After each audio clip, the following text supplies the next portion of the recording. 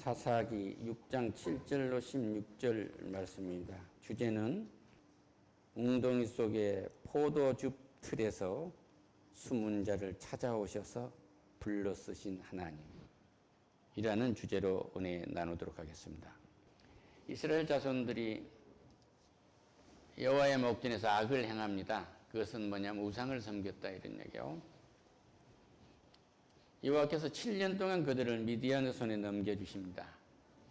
그때 미디안의 손이 이스라엘을 이기게 돼요. 미디안 군대가. 그래서 이스라엘 자손이 미디안으로 말미암아서 산에 숨게 돼요.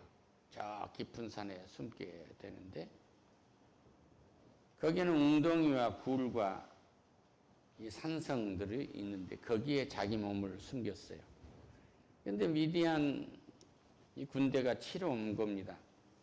그러니까 이 기드온도 역시 숨게 돼요.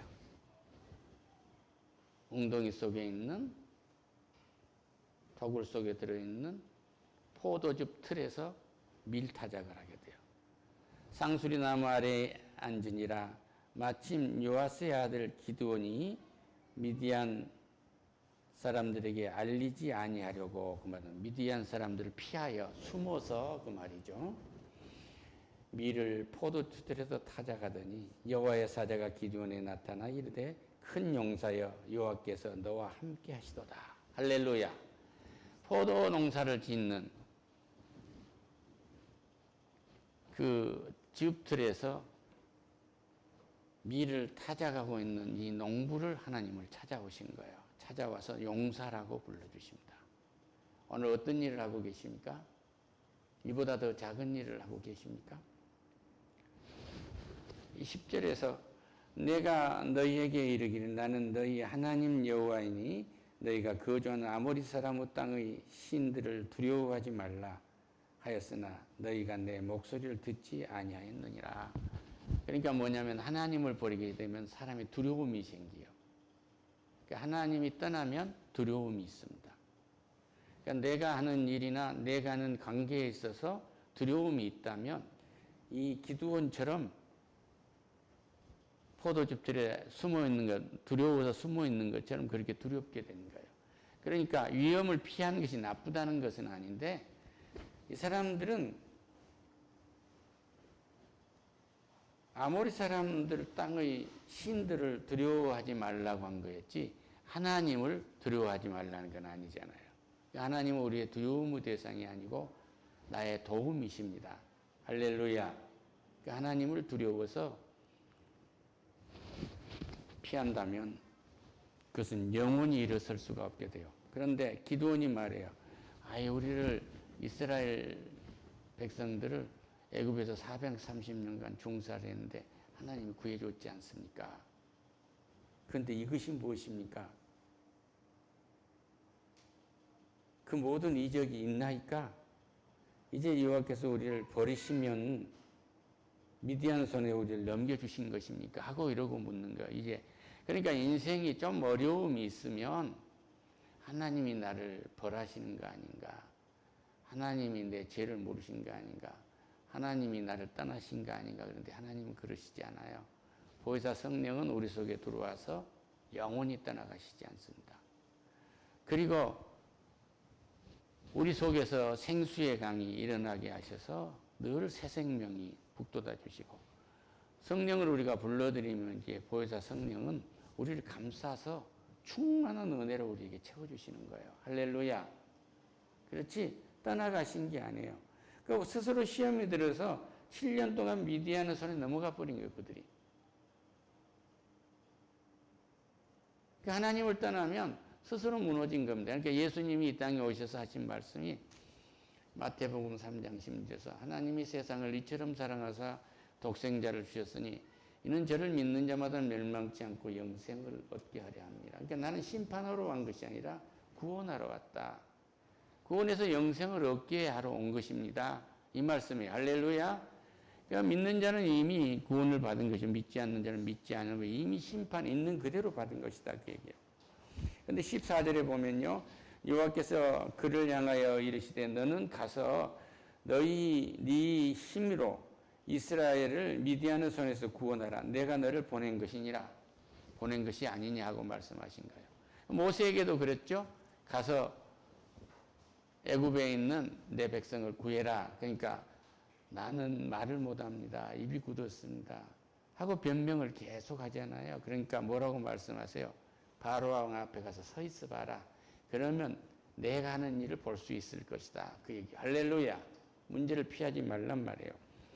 여호와께서 그를 향하여 이르시되 너는 가서 너희 힘으로 이스라엘을 미디안의 손에서 구원하라. 내가 너를 보낸 것이 아니냐고 말씀하세요. 그러나 기드온이 그에게 대답합니다.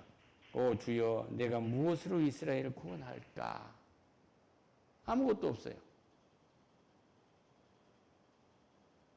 포도즙 틀에서 모서 밀을 다져가고 있는 사람이 무엇을 하겠느냐고. 아무것도 없단 말이에요. 모세를 부를 때도 그거 할 수 있는 게 아무것도 없어요. 바로 공주 집에서 40년간 호유호식하면서 살다가 살인하고 도망쳐서 미디안 광야에서 40년간 있었으니 양하고 40년 있으니 무슨 말은 말입니까? 혀가 굳어서 아무 말도 할 수가 없는 거예요. 그러니까 두려워하니까 그러지 않나요? 말을 못한다니까 네 형 아론이 너의 입이 될 것이다. 너는 그에게 하나님이 될 것이다. 대변해 줄 것이다. 그리고 손에 지팡이를 쥐어주시고. 그러니까 필요를 하나님이 채워주시는 거예요. 그러니까 내가 할 수 있느냐 없느냐 때문에 두려워하실 필요는 없어요. 주여, 내가 무엇으로 이스라엘을 구원하실까? 보소서. 나의 집 므낫세 중에서 지극히 약하고 나는 내 아버지 집에서 가장 작은 자이다. 여기서 많이 들어본 얘기 아니에요? 다윗 왕이 2세 아들 다윗 왕 말제가 그렇잖아요. 자기 형들을 이 왕감인가 아닌가 봐서 다 봤는데 없으니까 또 없냐 그러니까 자기 아버지가 그러잖아요. 하나가 있긴 있습니다만 막내가 있으면 양을 치고 있습니다. 그게 다윗이 사자 앞에 나오니까 그러잖아요. 바로 하나님 마음이 합한 자라고 그러잖아요. 할렐루야. 사람이 보는 것과 하나님이 보는 것은 전혀 다른 거예요. 여호와께서 그에게 이르시되 내가 반드시 너와 함께하리니 내가 미디안 사람 치기를 한 사람을 치듯 하리라. 할렐루야. 이후에 하나님이 하시는 이 전쟁 방법에 대해서 우리가 은혜를 나누게 될 것입니다. 그런데 이 농부에게 미디안 사람들을, 그 많은 미디안 사람들을 한 사람 치듯이 하시겠다는 거예요. 그들은 얼마나 사람이 많았는지 메뚜기처럼 많은 거예요. 모래알처럼 그렇게 타고 다닐 수 있는 짐승이 있고. 그런데 지금 주님 그런 거예요. 반드시 너와 함께 하리니, 내가 반드시 너와 함께 하리니 내가 미디안 사람 치기를 한 사람을 치듯 하리라. 기드온이 그에게 대답하여 만일 내가 주께 은혜를 입어 싸우면 나와 말씀하시니가 주 되시는 표징을 내게 보이소서. 내가 예물을 가지고 다시 주께로 와서 그것을 주 앞에 드릴 때까지 이곳을 떠나지 마시기를 원하나이다 하니 그가 이르되 내가 너를 돌아올 때까지 머무를 것이다라고 말씀을 해주세요. 그러니까 자기하고는 너무나 먼 거리에 있는 엄청난 책임을 주는데 두려운 거예요. 이때도. 그래서 하나님을 시험해 보는 겁니다. 이 뒤에 또 시험을 하게 되죠. 지금 우리는 어느 환경이 있든지 하나님과 함께하면 하나님은 그 사람을 통해서 하나님이 하시고자 하는 일을 하신 거예요. 할렐루야. 7년 동안 그 이스라엘 자손들을 미디안의 손에 넘겼는데 산의 웅덩이와 굴과 산성을 자기들을 위하여 만들어서 거기에 다 들어갔단 말이에요. 그렇게 힘없는 백성들이에요. 그런데 하나님이 찾아오니까 그게 지도자가 나와요. 기드온에게 너는 큰 용사라고 지명을 합니다. 다시 말씀드립니다. 이 전쟁의 큰 용사는 이 전쟁의 선한 청지기예요. 그러니까 여러분 한 사람 한 사람을 하나님과 선한 청지기로 삼은 거예요. 그러니까 내 아내가 능력이 있냐 없냐 따질 필요가 없어요.